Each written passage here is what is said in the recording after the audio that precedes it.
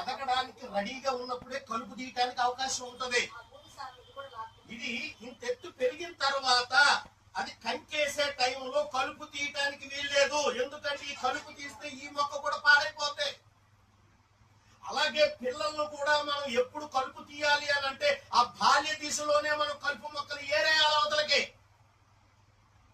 ఆ ఈడెవడో పనికి మారినాడు, వీడెవడో చదువు సంజ లేనోడు, ఇదిగో వాడు బూతులు మాట్లాడుతున్నాడు, వాడు అటు ఇటుగా తిరుగుతున్నాడు, ఇదిగో ఇలాంటి వాళ్ళతో స్నేహాన్ని మనం కట్ చేసేయాలి. అప్పుడే ఎదిగిన తర్వాత నేను కలుపు మొక్క తెస్తాను అని వెళ్తే ఎదిగిన మొక్క కూడా నాశనం అయిపోతుంది. దేవునికి స్తోత్రం కలుగుతుంది.